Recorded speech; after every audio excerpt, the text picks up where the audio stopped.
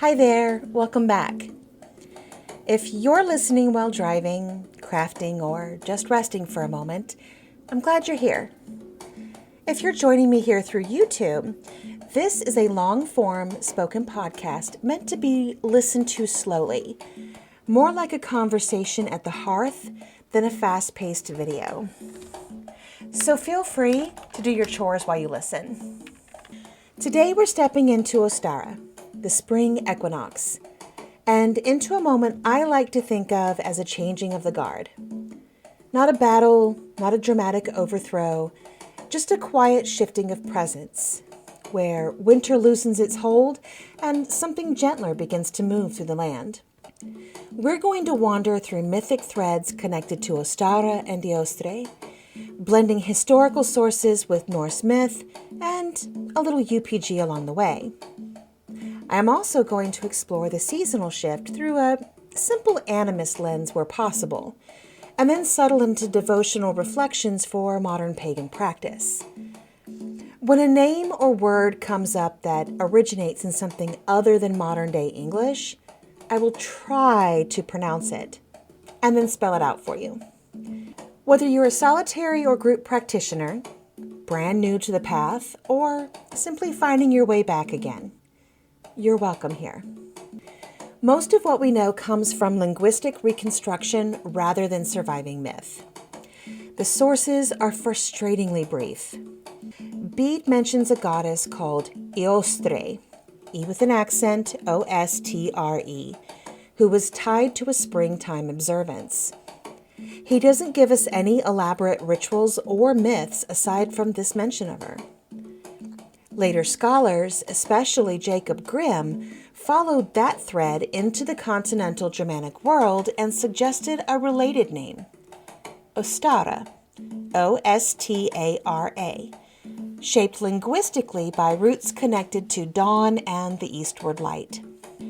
Through these two authors, we receive something quieter, a name, a season, and the hint of a presence tied to renewal and dawn.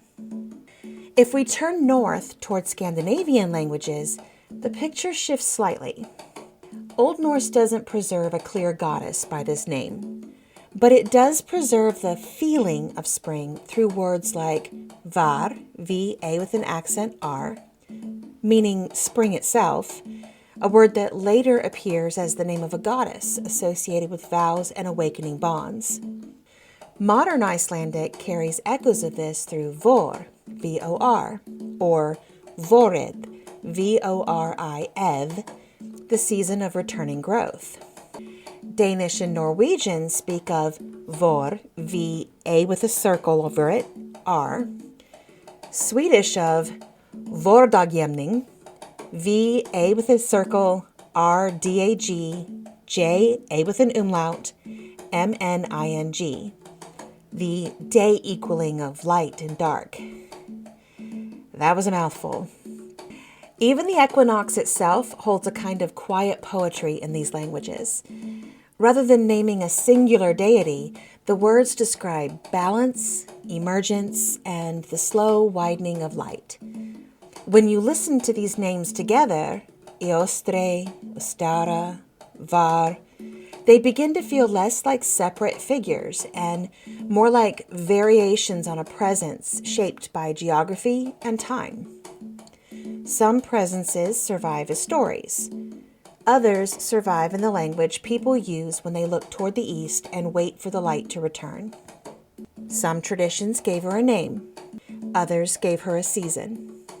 All of them seem to recognize the same turning point, where dawn lingers longer and the land begins to stir again. Depending on your individual practice, you may view these ladies as just different faces to the same being, or three different deities altogether. As a hard polytheist myself, I see them as different. Ēostre and Ostara have their ties in early Germanic and British beliefs. At the time of Bede, England had been united for quite some time, but there were still very strong roots to the Danes of Northumbria, East Anglia, and eastern Mercia, not to mention the Norwegians and Swedes of York. These goddesses must have come from somewhere, or Bede would not have mentioned them at all. They may have belonged to long-lost observances in Northern Europe, as well as Scandinavia, but sadly we may never know. If Ēostre or Ostara were honored historically, it likely happened not in grand centralized temples, but in localized seasonal rites across Anglo-Saxon and broader Germanic regions, places where agriculture and animal cycles mattered deeply. Spring would have been a time of preparation and work rather than celebration alone. Lambing seasons, planting cycles, and shifting daylight all required attention. It's easy to imagine small offerings at thresholds, doorways, or field edges, gestures acknowledging the return of movement after winter's hold. And to me, this is where the charming of the plow, discussed in the last podcast, comes in as the catalyst toward this increased preparation. Rather than forcing Ostara or Ēostre into a rigid mythological box, it feels more practical to let them remain liminal. A presence glimpsed through seasonal practice rather than preserved in narrative form. And maybe that's part of their power. They don't have specific stories preserved for them. We don't know where they come from or how they fit in the overall tribe or clan of deities in Norse cosmology. Either the authors assumed the audience already knew, or they were meant to remain a bit obscure, much like the early days of the season itself. As we have already seen, sometimes a goddess survives not through a name or myth, but through the role she plays in the turning of the world. Across Northern Europe, spring emerges again and again through imagery of awakening light, fertility of land, and the slow return of movement after stillness. Symbols of hares or rabbits, eggs, blossoms, and rising warmth appear in European folklore long before modern holidays reshape them. None of these prove a singular goddess, but they hint at seasonal practices centered on fertility, light, and awakening. The hare especially becomes a liminal creature, fast, elusive, tied to moonlight and fertility cycles, whether directly linked to Ēostre or simply sharing symbolic ground is still debated. Even the quiet return of migratory birds can be seen as part of this movement. But folklore doesn't always preserve clean lines. It preserves feeling. And the feeling here is unmistakable. Something returning, something stirring. Much like Nerthus, we don't see Ostara's or Ēostre's names preserved directly or fully in the Eddas, yet the function of spring renewal is everywhere. An example would be Iðunna, Iðunna, the keeper of the apples that restore youth to the gods. Her presence also feels deeply aligned with the equinox and spring, a guardian of cycles, a reminder that even divine beings rely on renewal. I often imagine the first apple blossoms appearing not as a sudden explosion of life, but as a quiet promise to the fruitful harvest ahead, a threshold, something fragile but unstoppable. Early spring in Northern Europe wasn't marked by a single universal festival so much as a series of small adjustments. Tools were brought back out into the light. Doorways were cleaned or refreshed. Fires that had burned low through winter were stirred and strengthened again. In some Scandinavian regions, people walked boundary lines between fields, acknowledging the land before planting began, not necessarily as ownership, but as recognition that the season itself had shifted. And these weren't dramatic rites meant to banish winter. They were gestures of continuity, honoring what had been and what was about to begin. Symbolically, the equinox feels like a threshold rather than a turning point. Light and dark stand briefly in balance, neither one claiming dominance. In mythic language, I sometimes imagine the winter figures stepping back just far enough to allow new presences to emerge. not to replace them yet, but to carry the rhythm forward. A sort of in-between energy that bridges the gap between winter and spring. For some, that might feel like the quiet arrival of Ēostre or Ostara's energy. For others, it may feel more like Nerthus or Jord, J-O with an umlaut, R-Eth, warmth returning to the soil, or Iðunna's renewal moving quietly through the orchards. The names change depending on tradition and individual practice, but the sensation remains the same. Something begins to breathe again. Flowers push through thawing soil. Light settles differently on the horizon. Even the air carries a new texture.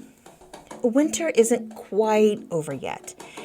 We still have frost, and sometimes even snow all the way to May, depending on your location.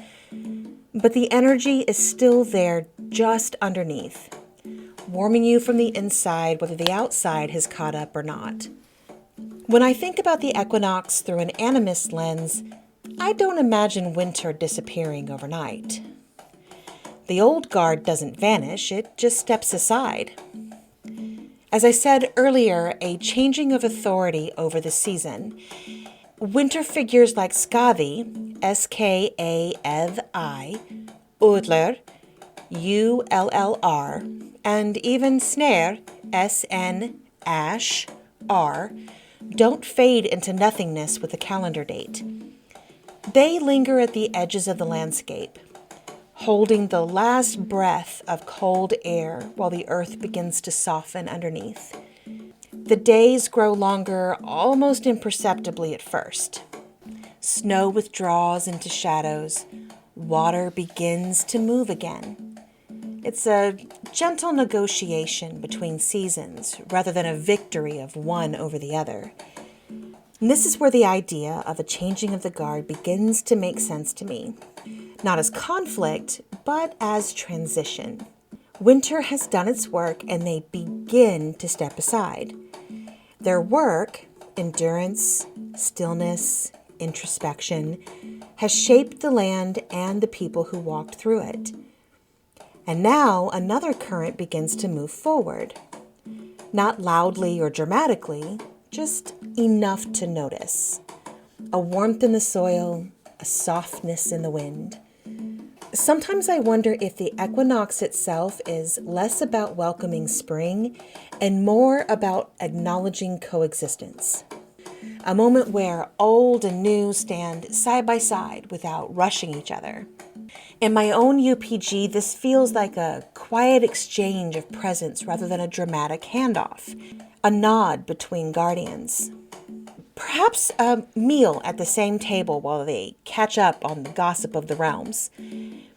And maybe that's where the magic lives, not in declaring that winter is gone, but in recognizing that the world is learning how to hold more light again, a shared breath between seasons. Somewhere within that shared breath, the renewed presence begins to feel closer. Not loud enough to announce itself, but sharp enough to break the stillness winter leaves behind.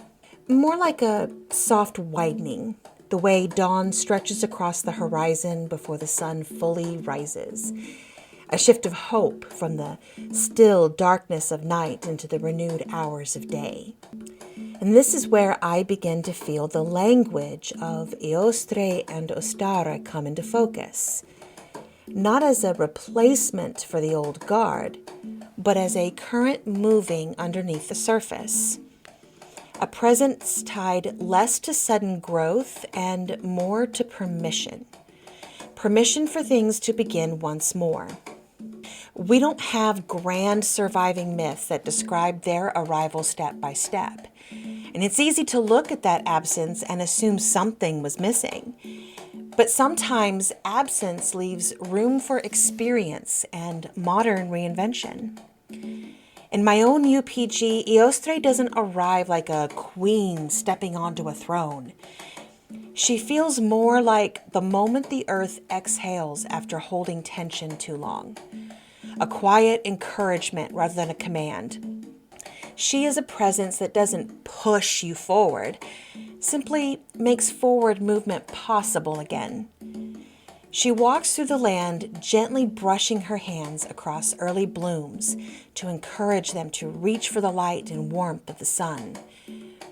The air still carries a trace of frost, but underneath, there's that unmistakable scent of damp soil. I'm sure you know what I'm referring to. The kind that tells you that something has shifted, even if nothing looks different yet. Peeking into burrows, she gently wakes animals from their cozy hibernations with her promise that change is coming. She is gentle, kind, soft and lovely in that new sort of way. She spreads this soft, evolving energy wherever she goes, encouraging our senses to breathe deeply and tune in to ancient rhythms once more. For some people, that energy might show up as a desire to open windows, rearrange an altar, shake out curtains and blankets, or walk a familiar path just to see what has changed. For others, it might feel like a soft return of curiosity, a willingness to try something new without forcing it into shape immediately.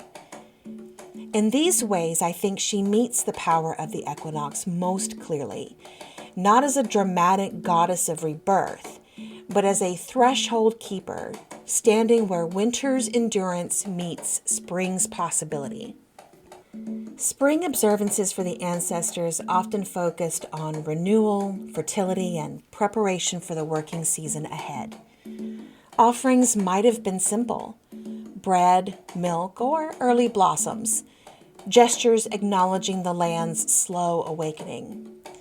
This is also the point where many modern pagans begin to shift their focus, not away from winter entirely, but toward what comes next.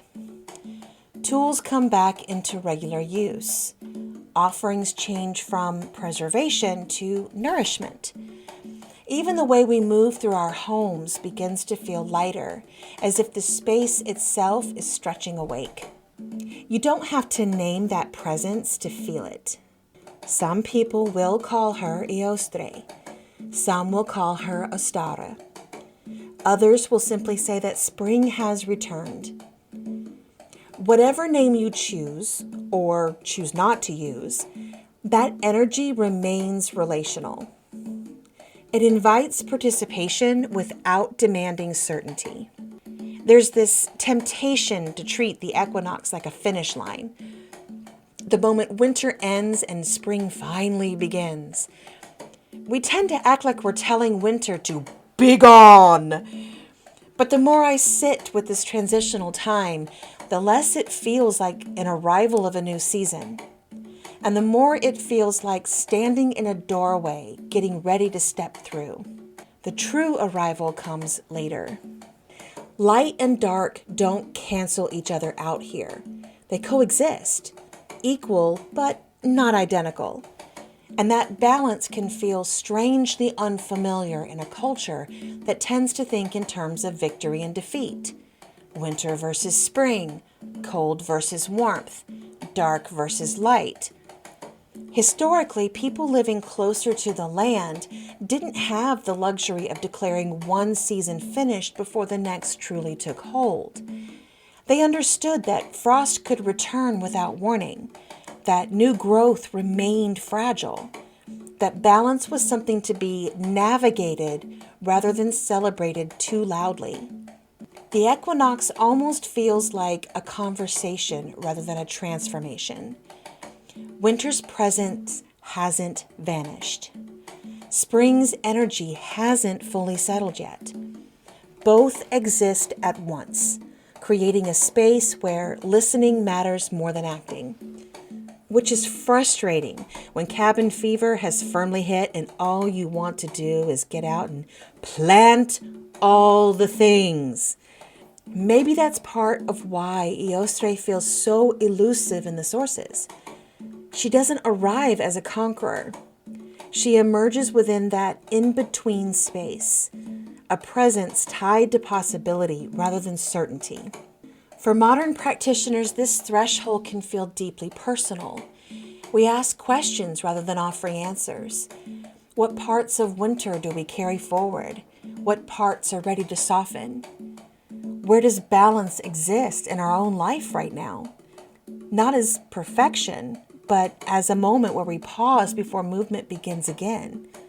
Equinox energy doesn't demand that you become someone new overnight. It invites you to notice where you already stand and what might be ready to grow from there. So how can we do this in a modern world? I'd like to share with you a little bit of UPG and my own practices for this time of year. An offering to you, so to speak, that may encourage a different outlook for this season from a heathen perspective.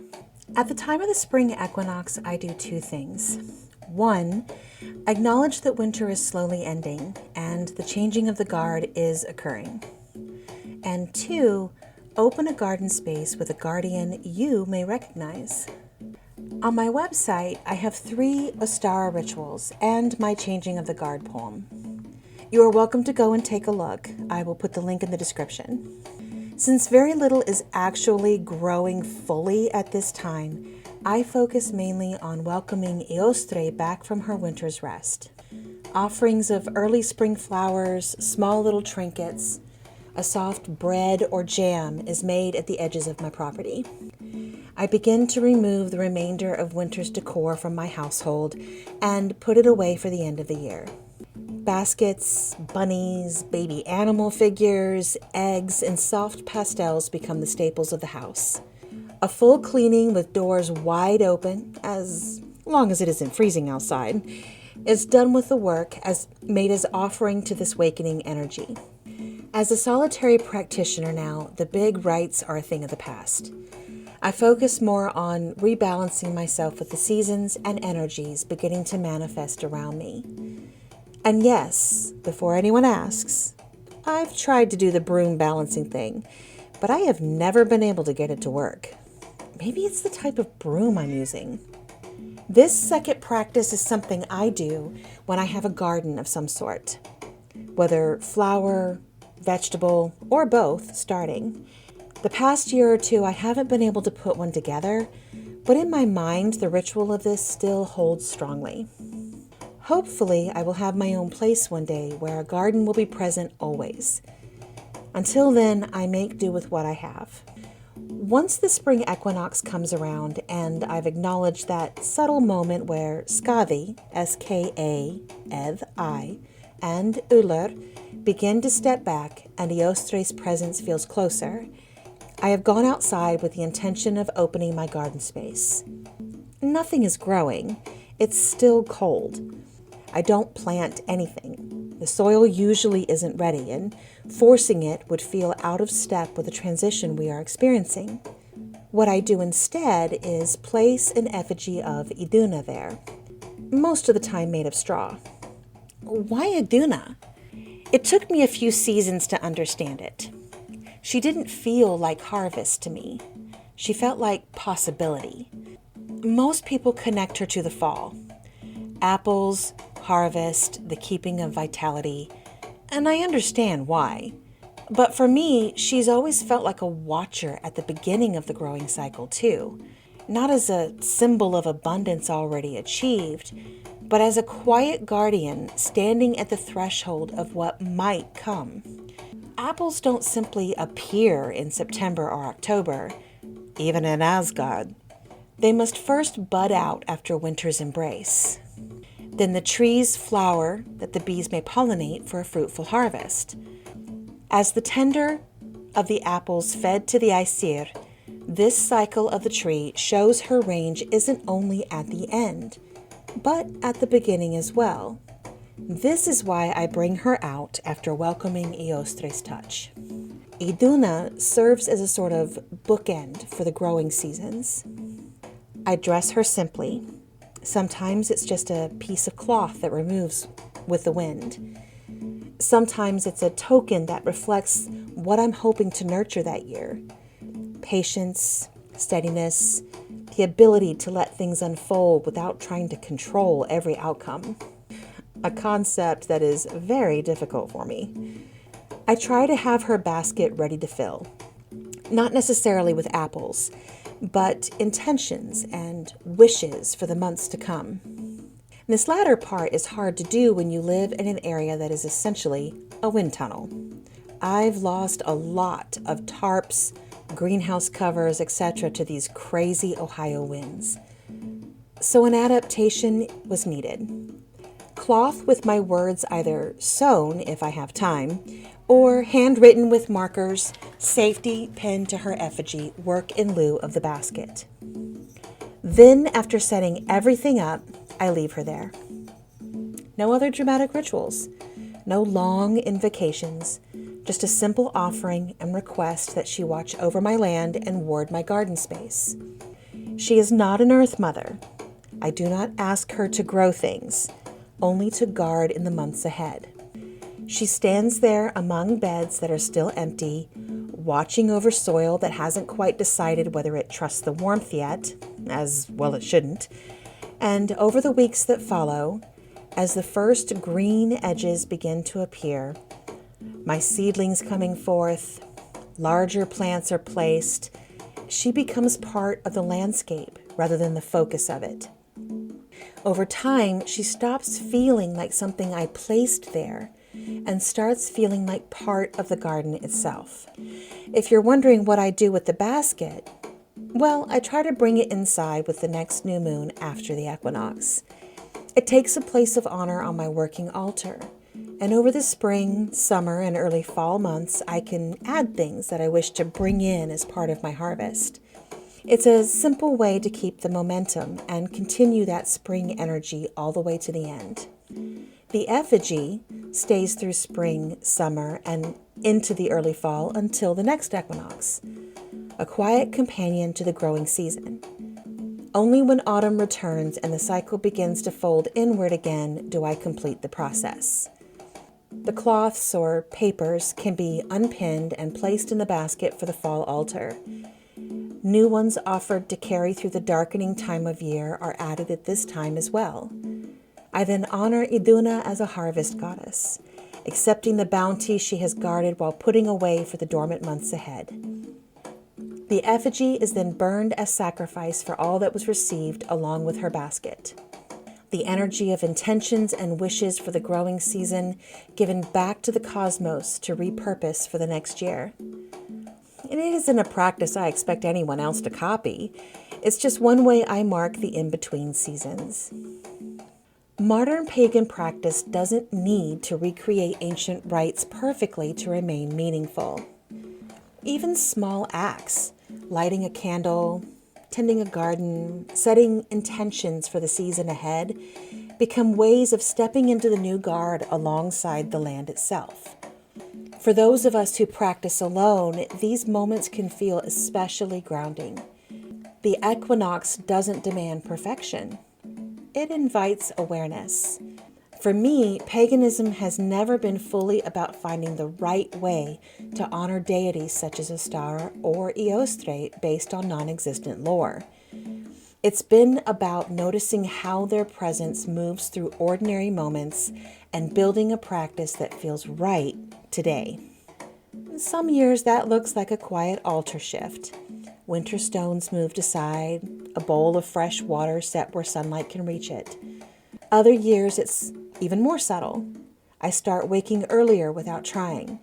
My thoughts feel less heavy, and the land begins speaking in small ways, with birds returning, squirrels racing through the trees, the air holding just a little more softness. The pungent aroma of skunks mating. If you know, you know. I don't think of Ēostre as a figure who demands devotion in a loud or structured way. For me, she feels like a presence that waits to be noticed rather than invoked. And sometimes I leave a simple offering near a window or the edge of my porch, eggshells returned to the soil, a ribbon tied to a branch just to mark that I've seen the shift. Nothing I do today is a long, drawn-out ritual for masses. None of it feels formal or dogmatic. It feels like greeting someone who's arrived quietly at the edge of your space, like family returning. The calendar says equinox, but the land has its own pace, a way of listening to the timing of things. Some years I feel her touch early, like a hint of movement under the frost. Other years she lingers at a distance until the light stretches long enough to warm the ground. And I've learned not to rush that relationship anymore. Spring doesn't need to be forced open, just as winter doesn't need to be shoved away. It unfolds when it's ready, and part of the work is learning to recognize the difference between eagerness and true arrival. There's also a tenderness to this time that doesn't get talked about enough. After a long winter, especially in years where the world feels heavy or uncertain, welcoming Ostara energy can feel like letting your shoulders drop for the first time in months. Not everything is fixed. Nothing is guaranteed.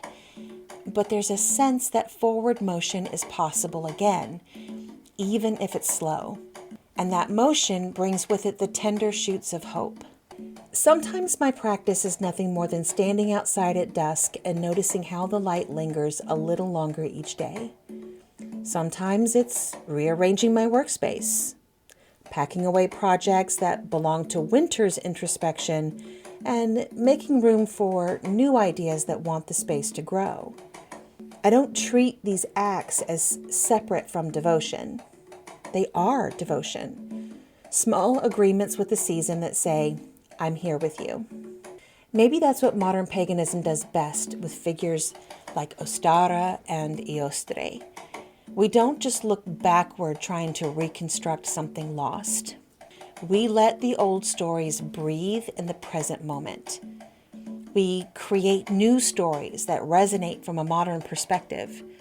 We allow them to evolve alongside our lives, our climates, our needs. The myths become companions rather than instructions, guides that walk beside us while we figure out what spring means now. Ēostre isn't just a goddess whose name we call when we're tired of snow and ice. She's family. That distant cousin we see once a year who makes us laugh and remember we are still alive, but returns home when the busyness of the year picks back up. Don't be afraid to think of her as such. The gods are our ancestors just as much as Grandma or Grandpa. Thank you for sitting with me today. Next time, we'll return to the genealogy threads and continue wandering through Norse mythology, moving deeper into the Jötnar line with part 2 of that exploration. I promise I haven't forgotten.